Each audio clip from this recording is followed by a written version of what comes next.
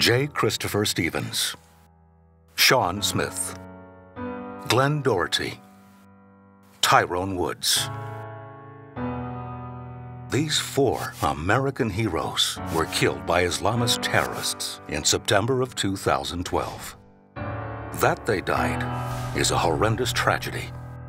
What we do next defines us as a nation.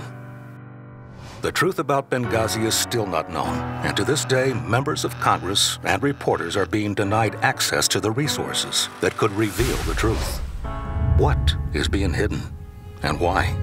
The American consulate and CIA annex in Benghazi, Libya, came under attack on September 11th, 2012, the 11th anniversary of 9/11. This attack had been foreshadowed for months leading up to the actual attack. At least 230 security incidents had been documented in Libya prior to the September attack. 3 days before the attack, Ambassador Stevens cabled Washington that Libyan militia warned him the area was deteriorating, calling the situation frightening. Embassy officials knew of growing tensions in the area. This was revealed in an interview with Congressman Jason Chaffetz after the attacks. We were essentially the only Western flag flying in Benghazi. Red Cross had been attacked, the Brits had been attacked, they bugged out. Al-Qaeda was flying flags above government buildings. And this is Benghazi's not a very large town. And you had militias who were giving every indication that they were not going to provide security for us because we were supporting a prime minister candidate that these militias thought was anti-Benghazi. Ambassador Stevens repeatedly pleaded for additional security and cables to his superiors in the State Department.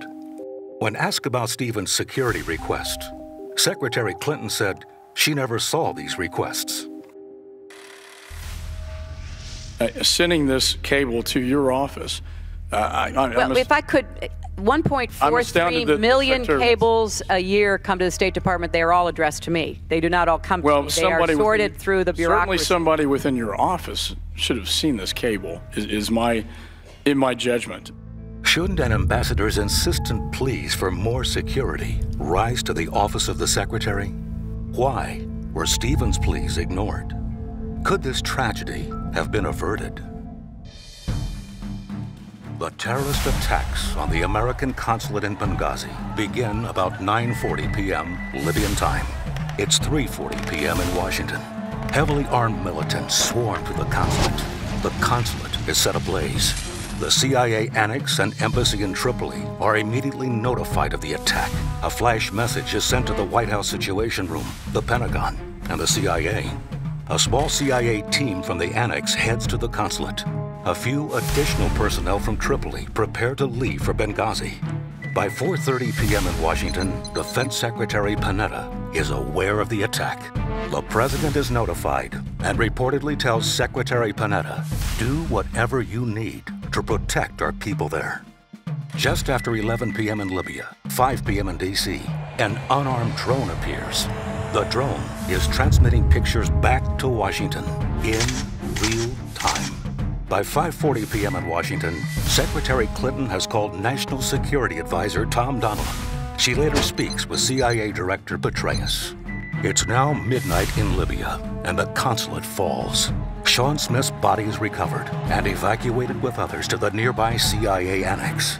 Ambassador Stevens is discovered by the Libyans and taken to a local hospital where he's pronounced dead.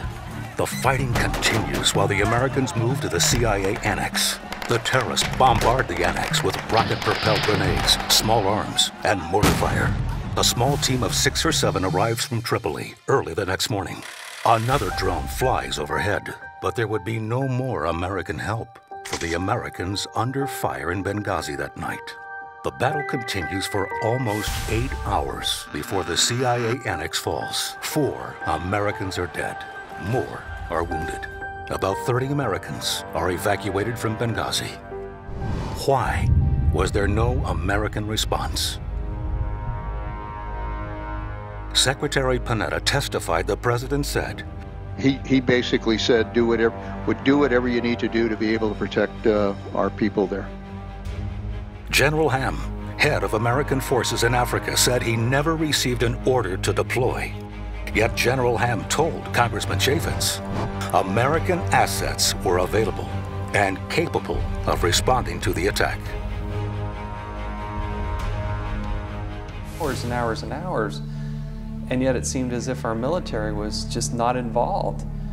And what became very clear, because I asked him a half dozen ways, that our military had proximity, they had capability, but General Ham looked me right in the eye and said, I was never ordered to engage in the fight. Now that's very different from what the President of the United States has said. That's very different from what the public statements are.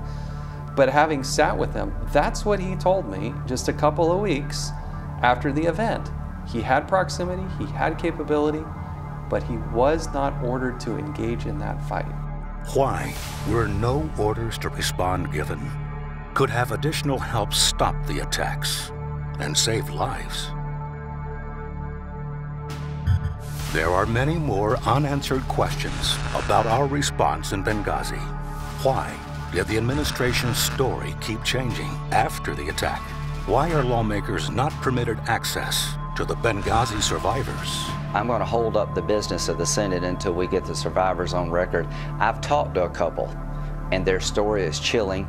They're scared to death to come forward without some institutional support. The public has been stonewalled. It's time to create a select congressional committee to investigate Benghazi. The American public deserves answers. Please go to opsecteam.org and email Congress. Ask Congress to support a select committee to find out what led to 4 American deaths in Libya. The 4 Americans who died in Benghazi knew they were serving their country in a dangerous sector of the world. Like the countless others before them, they put their lives on the line so we might stay free. Our fellow Americans who serve us must know they can count on our support when our enemies strike. Our country is only as strong as the protection we provide our citizens, no matter where they serve us.